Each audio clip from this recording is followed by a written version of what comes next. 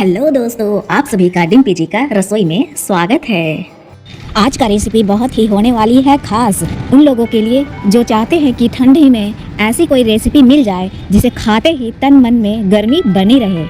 तो वीडियो को बिना स्किप किए पूरा देखिएगा। ये गरम लड्डू आप एक बार बनाएं और पूरे ठंड का महीने खाएं। इसके लिए सबसे पहले लेंगे सौंठ, जिसे ड्राई जिंजर पाउडर भी कहते हैं। ये लेना है 500 ग्राम, 250 ग्राम मखाना, 350 ग्राम काजू, 200 ग्राम अखरोट, 900 ग्राम मूंगफली, 1 केजी तिल, 1 केजी चावल का आटा, 1 केजी गेहूं का आटा, 1 केजी बेसन, 12-13 छोटी इलायची, 4-5 बड़ी इलायची, 100 ग्राम बादाम, 150 ग्राम किशमिश, 2 चम्मच सौंफ, 2 चम्मच मेथी, 100 ग्राम सूखा नारियल बारीक कटा हुआ, घी 500 ml, 2 केजी गुड़। उसे शुरू करते हैं। तो इसके लिए सबसे पहले फ्लेम पर कढ़ाई गरम करेंगे।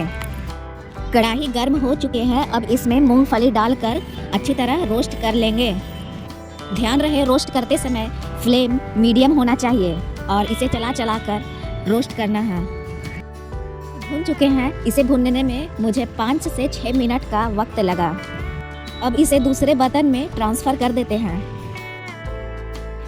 कढ़ाई गरम है, इसी में मैं सौंफ और मेथी को भून लूँगी। इसे भी मीडियम फ्लेम पर चला चला कर भून लेना। मेथी और सौंफ भून चुके हैं। इसे भूनने में मुझे 3 से 4 मिनट का वक्त लगा। अब इसे दूसरे बर्तन में ट्रांसफ़र करके रख दूँगी। इसके बाद सारे तिल को रोस्ट कर लूँगी।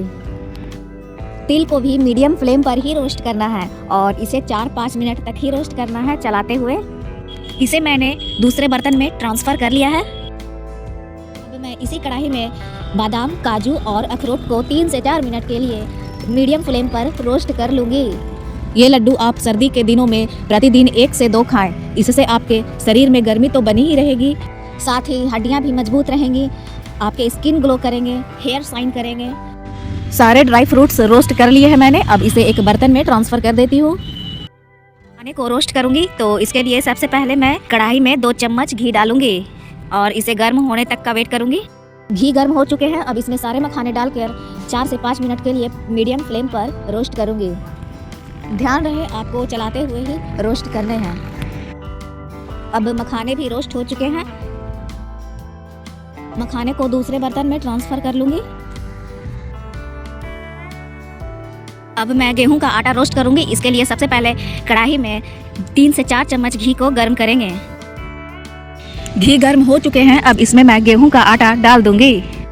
इसे भी मीडियम फ्लेम पर ही रोस्ट करना है चलाते हुए। ये गेहूं का आटा अच्छी तरह से रोस्ट हो गया है। इसे रोस्ट होने में मुझे 6 से 7 मिनट का टाइम लगा। इसे अब दूसरे बर्तन में ट्रांसफ़र कर देती हूँ। अब फिर कढ़ाई में घी डालेंगे और इसे गर्म होने तक का वेट करेंगे। घी गर्म हो चुके हैं। इसमें अब चावल का आटा डालूंगी। इसे भी मीडियम फ्लेम पर 6 से 7 मिनट तक के लिए भूनना है। ये रेसिपी आपको थोड़ा टाइम कंज्यूमिंग लग सकता है, इसमें थोड़ा टाइम ज़्यादा लगता है, लेकिन आप यकीन माने आप एक बार बना लेंगे तो यह आप पूरे ठंड का महीने आराम से खाएंगे। चावल का आटा भी अब भून चुका है। इसे मैं उसी बर्तन में ट्रांसफ़र करूंगी जिसमें मैंने गेहूं का आटा रखा था।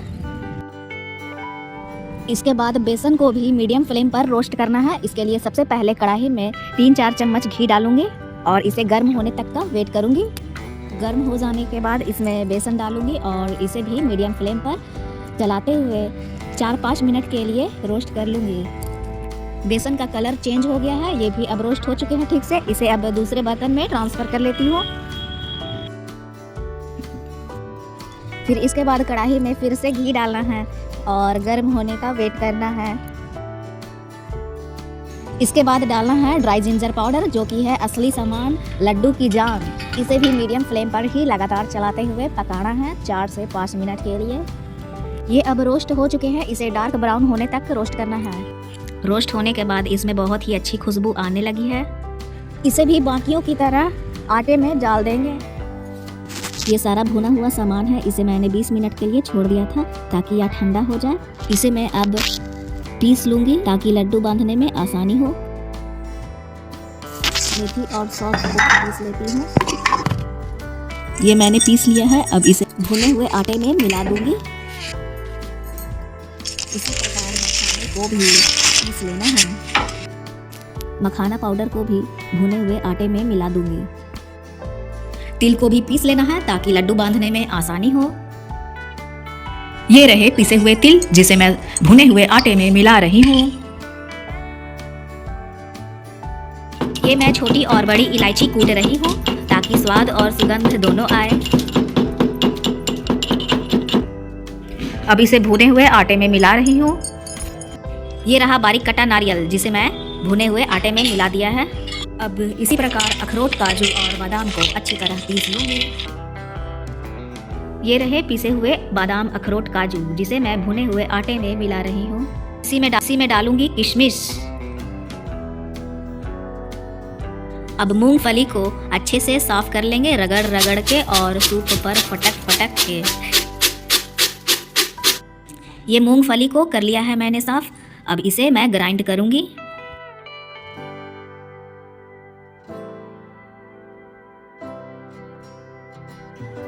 ये रहे पिसे हुए मूंगफली, जिसे मैं भुने आटे में मिला रही हूँ। अब सारे सामान को अच्छी तरह से मिला लेना है।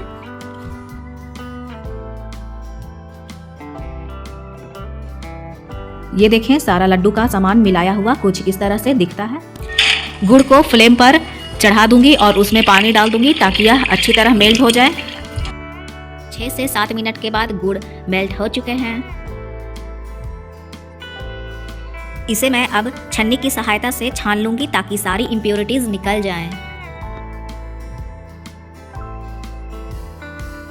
ये मैंने छान लिया है।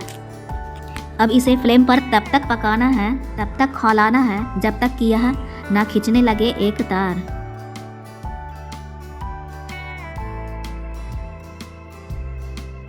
ये देखें, आपको भी इसी प्रकार से चेक करते रहना है। ये अभी तार नहीं खींच रहे हैं तो इसे अभी और पकाना है। इसे मैं दोबारा चेक कर रही हूँ तो इसमें एक तार खींचने लगे हैं। अब यह परफेक्ट टाइम है कि फ्लेम ऑफ कर दिया जाए। गुड़ को गर्मा गर्म लड्डू के सामान में डालना है और इसे अच्छी तरह से मिला लेना है। तो एक बार में पूरा नहीं डालना है, थोड़ा थोड़ा डालना है और इसे मिलाते हुए लड्डू बांधना है। गुड़ को ठंडा नहीं होने देना है, गर्मा गर्म ही बांधना है लड्डू, तभी बंधेंगे, नहीं तो लड्डू बांधने में बहुत ही परेशानी होगी। मिश्रण को हथेलियों में लेकर इसी प्रकार दबाते हुए लड्डू बनाने हैं।